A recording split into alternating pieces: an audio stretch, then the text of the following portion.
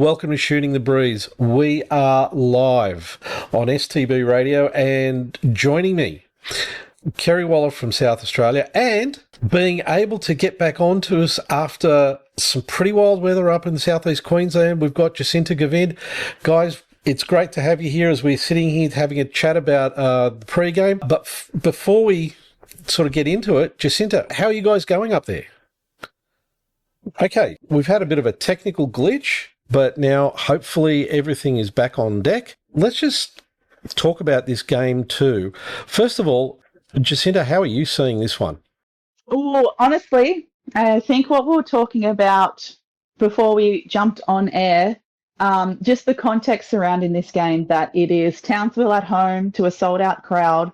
We've spoken a lot in the past on this podcast, especially about how valuable a home court advantage is, but especially Townsville, giving it is a community-owned team.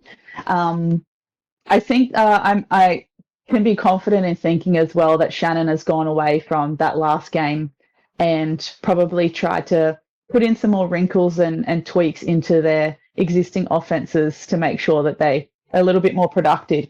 So I think it's going to be really close. I think it'll still go down to the wire, but I think Townsville with their home court advantage are going to win this one. And Kerry, how are you seeing this one?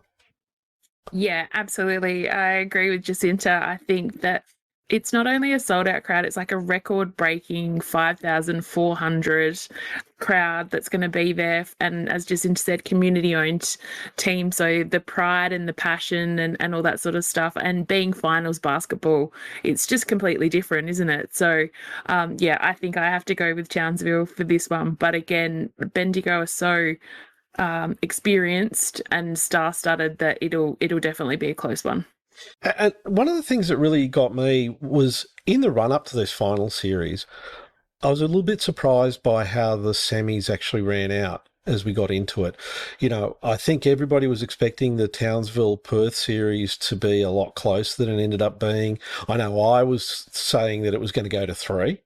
And I was way wrong. But also, I think everybody may have been really surprised by the way the Flames had actually pushed Bendigo. Yeah, and, you know, we were talking before we came online, as Jacinta said, you know, they had nothing to lose, so they threw everything at them.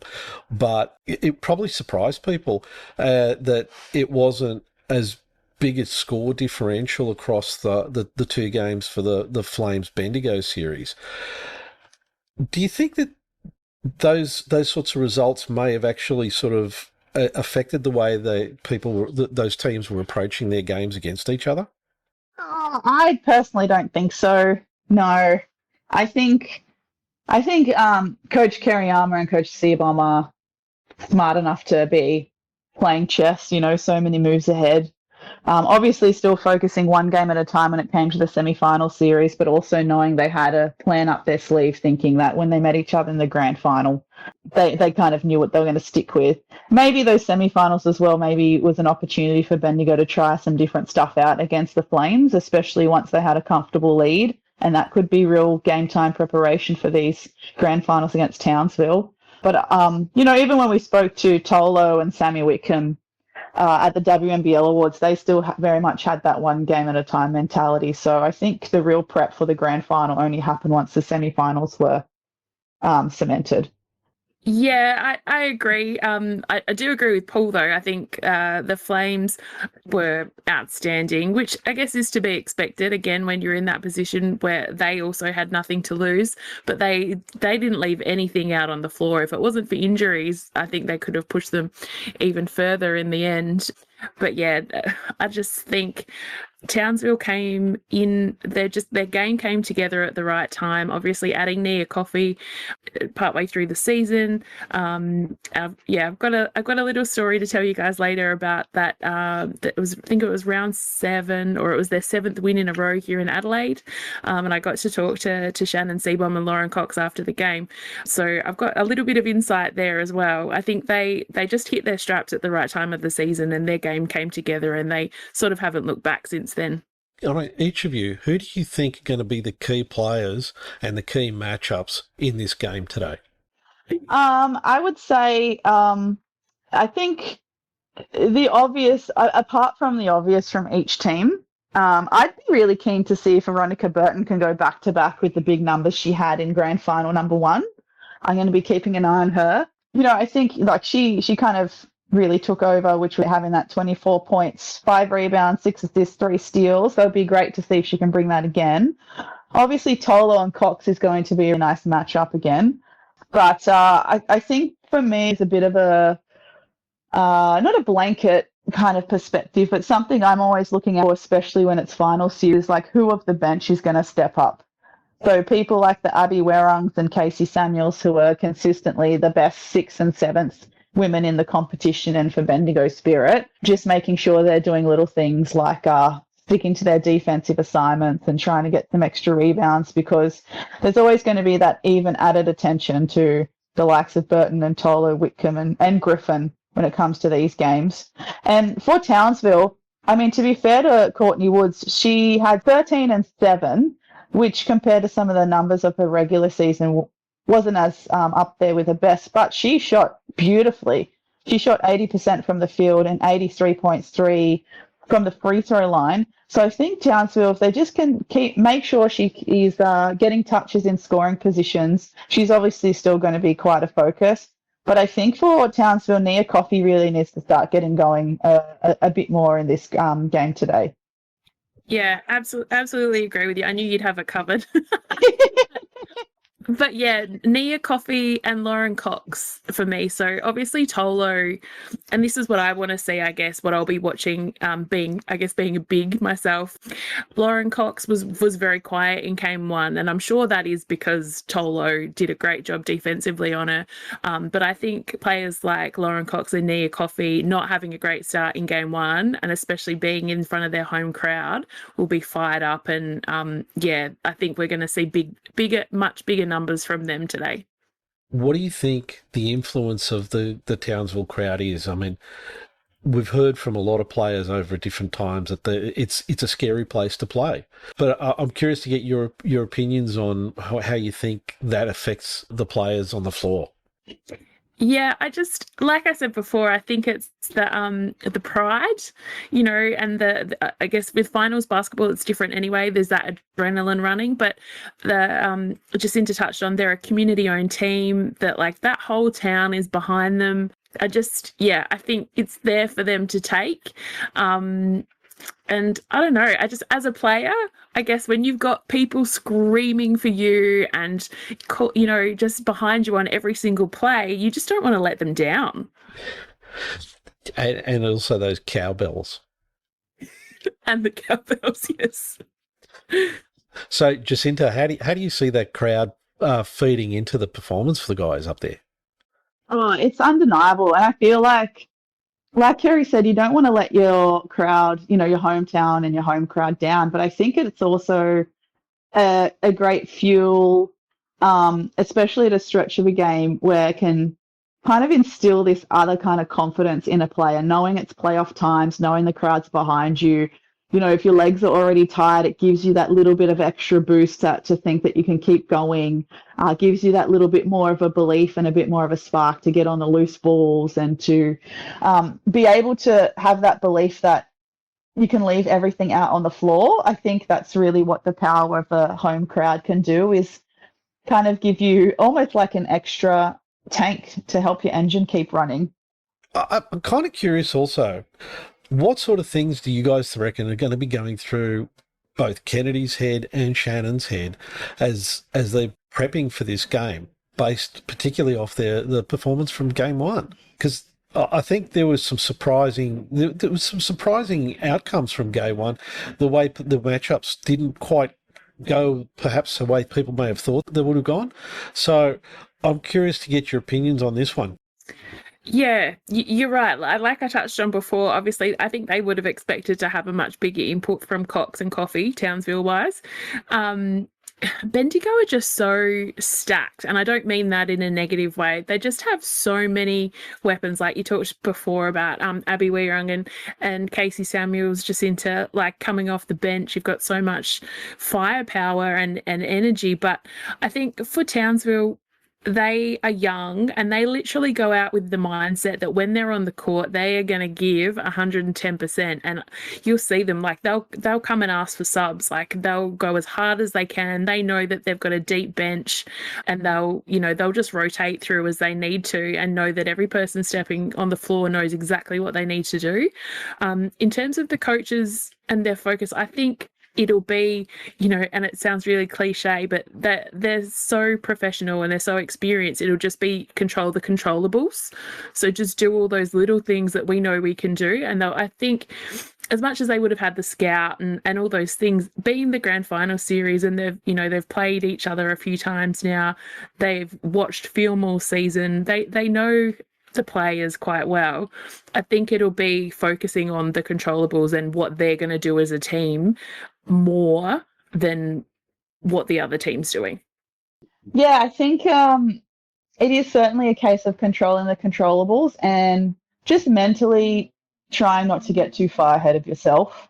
It's great for us in a sense that we love finals basketball, and we always know there is this kind of X factor or universal influence of finals basketball, that it can go either way, and different players are going to have have an opportunity to stand out. I think as a player, you just got to also treat it like a regular game, in that sense of trying to remain calm, just staying focused on what the game plan is. And I think from each coach, it's like Kerry was saying, it's going to be quite a specific game plan with obviously other options up their sleeve.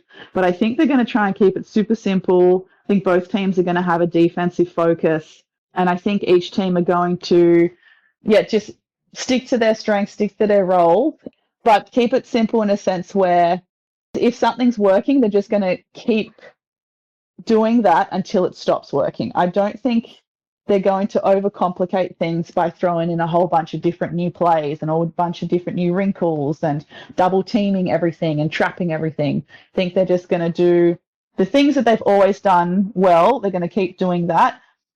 Maybe throw in a couple of things we haven't seen before, but whatever's working, they'll stick to it and will only change it. I think it's going to be a very traditional, clean kind of game of basketball from a coach's perspective in that way. Now, in terms of key players to keep an eye on, there's the obvious ones, KG23, Sammy Whitcomb from Bendigo, Tolo. Is there anyone else on the Bendigo side that you think that people should keep an eye out for, who could maybe try and make a big impact when things sort of get a little bit bogged down? Kerry? Yeah, the person that's come to mind straight away for me is Kelly Wilson. I think she hit the first three of the game in game one.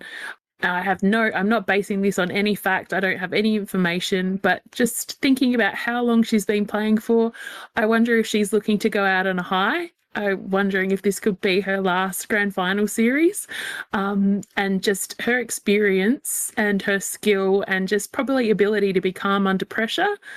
Kelly Wilson's probably one for me that you would have to watch.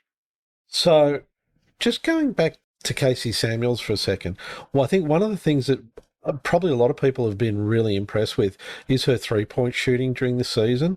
How do you see her potentially being able to throw things open with that three-ball shot that she's got, which she seems to be able to take in clutch situations? Yeah, she's a big time player. Big time players step up and make big time plays. I guess we had Casey here in NBL 1 Central last season. She was the Halls medalist. She was fabulous, but I've also seen her go cold. So it just depends on the day. And she had a really great game one, and I hope that she has a great game two, but I'm not sure on her consistency. Okay. Now, in the last game, there were some interesting statistics. So Townsville seemed to do better with bench points during that game. Is this something that we think that they're going to have to look to try and leverage again to try and keep themselves into the game? Jacinta? Yes, definitely. Always, especially finals time.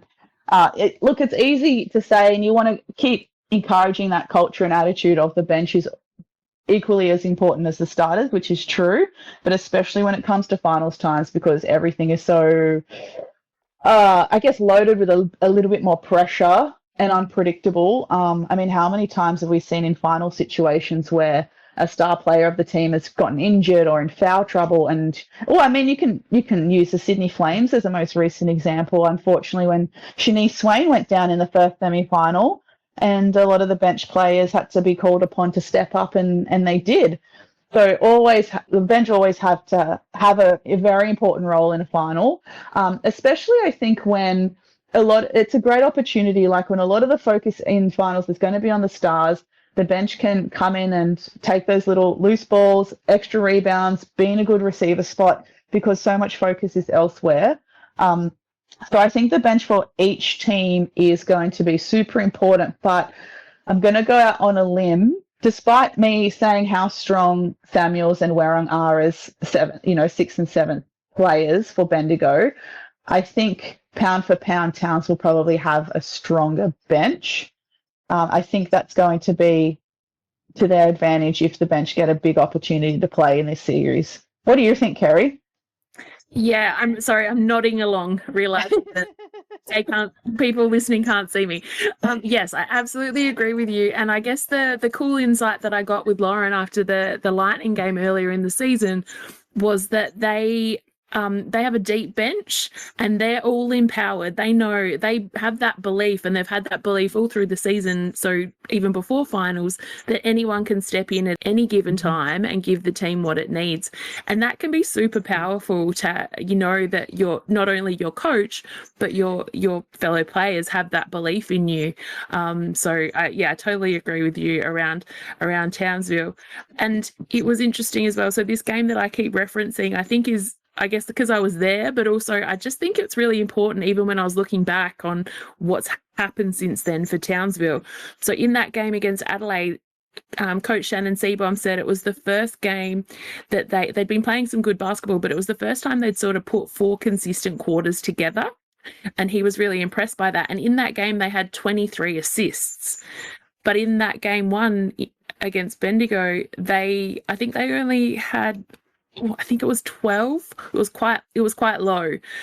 So again, that's something I think they'll be focusing on is getting the ball around and playing, their brand of team basketball. Yeah, I've just got the stats up really quick. You made a good point. It was only 7 assists.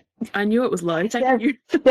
7 team assists in Grand Final 1 for Townsville. Yeah, so that's a really good point of reflection. I do like that quote from Lauren Cox talking about how every player in the squad, from 1 to, depending how big the squad is, say 15, 20, has that sense of belief. And it does remind me of when there was the preseason tournament Hoops Fest, where Townsville took their development players and then their train-on squad, and you could even see that they had that sense of belief too. They performed so beautifully at that tournament, and we had a lot of local Queensland kids getting that opportunity and just played like they'd been playing at that level for a long time. But I mean, Abby Ellis as well is such a testament to that belief that they must have in the bench players, because she started coming off the bench, started the season coming off the bench. Mansfield unfortunately had an injury. Abby Ellis stepped up, and then she's been outstanding, well-deserved breakout player of the year. Yeah. See, the internet's not working with us today because Kerry's dropped off for a reason, but we'll just keep going on this. One of the other interesting stats for me was the points in the paint in that first game. As you'd expect, it was reasonably even given the size of the team. How important do you think it's going to be, the game in the paint? Yeah, the points in the paint, like you said, was reasonably even, 30 to Bendigo, 36 to Townsville. I think that's still going to be an important factor, because apart from each team having great post players to provide points in the paint, I think they also equally have great guards that like to play with 2 feet in the paint as well, especially on Townsville's side. I think that's going to be super important, especially for Townsville players like Courtney Woods. That's going to be important because she's an excellent free throw shooter. So if she's not getting an open shot inside, she's going to the free throw line, hopefully. But I think each team will be looking to improve their 3-point percentage, especially Townsville. And I think, looking at the stats as well from the last game, rebounds were fairly even, as Kerry touched on before. Assists for both teams was actually quite low. Bendigo was only 13 and Townsville was only 7. So I would say a fast break points. Bendigo had 14 fast break points to Townsville's 10. But yeah, I think points in the paint is always going to be a focus for both teams because they can play, with their post players and with their guards getting on the inside. One of the things that I was interested in was there was quite a few attempts to steal the ball. A lot went more from Bendigo's way in that last game.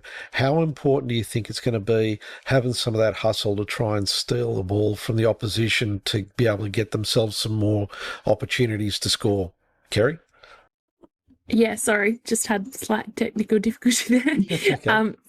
It's really, really important. I think Jacinta touched on the shot percentages were low for both teams. I think Lauren Cox was settling. I think she settled for a few too many 3-point attempts, and just wasn't her day, her night. So that's something that'll obviously be looking to be improved on today. What else, in terms of what's going on for this game that we've got coming up, do you see as things that audience needs to be looking out for that maybe, aren't the usual sort of stats and players that we're going to be looking for? What's the X factor?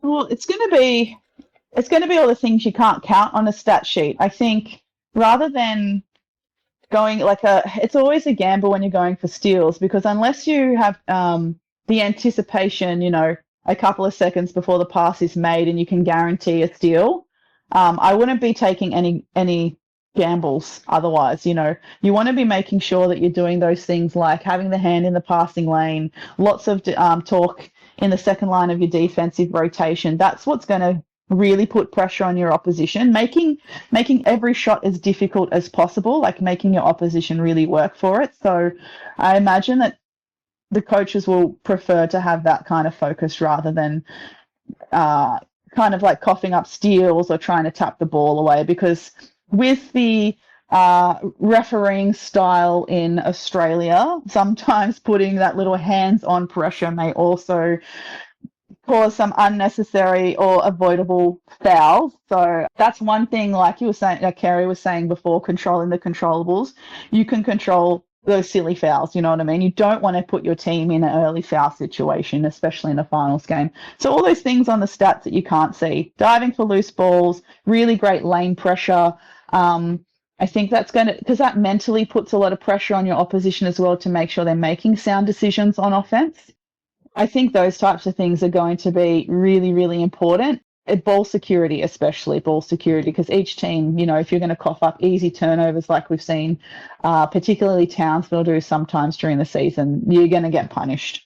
So ball security and I think defensive pressure without fouling are going to be X factors. Yeah, Jacinta just made a really good point, actually. So game one was very physical. You touched on the refereeing, not to have a go at the refereeing, but just in terms of setting the bar early in terms of the referees. And I wonder if, because game one was so physical, if they might tighten up on that. And then if they tighten up on that in the first few minutes, then the team that's obvious, or both teams will need to adjust to how the game is being called. But yeah, they're going to be up and in, as we know, a lot of experienced veteran players on the Bendigo side, and that's what they do, is all those things that aren't on the stat sheets. They're up and in, they're pressure, they're doing all those little things off the ball that someone who's sort of not experienced in the game might not see all the time, and I think again that's one of Bendigo's many advantages as well, is they have that experience over Townsville. But yeah, the energy is gonna be high. So not too long before tip-off up in Townsville, we did have a bit of a technical issue at the beginning, so I just want to go back and just revisit the fact that, first of all, it's great having Kerry on, joining us from South Australia, and also Jacinta being able to join us, particularly given the weather event up in Queensland, which has pretty much made pretty much everything really incredibly difficult to be able to get through. The good thing is, as Jacinta told us, and I'm not sure if you were able to hear it, that she's in a part of Brisbane which is on the high side, so therefore the threat of flooding is nowhere near as significant. But, you know, you were saying, Jacinta, you only just got power back sometime overnight. Yes, for us here in the suburb I live in, the flooding isn't like as significant where I am because I'm on a hill, but other areas of southeast Queensland and northern New South Wales have been dramatically impacted by flooding. So that's not to say just because where I am isn't as impacted. There are definitely other areas that are really impacted. But yes, and lots of places in southeast Queensland as far as the Gold Coast also still without power. And I do have a friend who works as a nurse.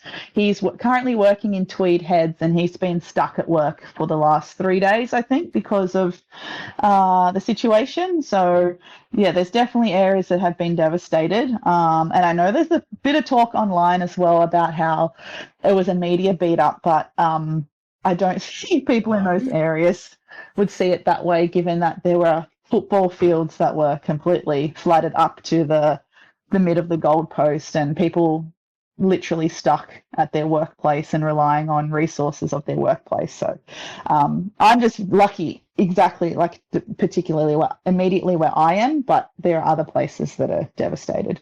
Yeah, and just touching on that, I don't think anybody can actually call that what's happened up there a beat up, you know. It's probably better for the Met Bureau to be a little bit more careful, a little bit more conservative in the warnings that they're giving. Just because, you know, let's face it, we saw some people doing some pretty dumb stuff, despite the warnings not to go near the water, not to go near the water's edge. Kerry, look, it's been great having you on, great having you joining us, great being part of this. And also, I believe I want to give you a bit of a shout out because you're about to start a podcast, I believe. And you want to give us the name of the podcast? Yes. So thank you again for having me. I've loved being on air with you guys today to talk about the game 2 of the grand final. So it's going to be called the Courtside Coffee Catch Up. And as I was telling you yesterday, Paul, it's just something that was actually, I can't even take credit for it. It was an idea of my good friend Alan Brown, which I initially said no to, but I loved the concept so much. He's like, Kez, you love basketball, you love coffee and you love a chat, like just go for it. And he obviously knows me well enough to, you know, as much as I love the game, I'm not into all the stats and results and things like that. I would much rather be talking to people about their journey and their backstory and what they love about the game. And I'm lucky enough to also have an amazing cohort of women from the Marjorie Jackson Nelson Women in Sport program that I did last year. So also going to be doing a South Australian Women in Sport series as well, which I'm really excited about. Fantastic. Guys, thanks so much for your input and for your expert opinion. Can't wait to watch this game, and I think it's going to be a really amazing game to watch. Thanks so much for your time, and it's been great having you here. Make sure to subscribe wherever you get your podcasts so you get our latest pod, and we really appreciate if we could get a like and a review so we can extend the reach to more listeners. And don't forget, follow us on Instagram, Twitter and LinkedIn.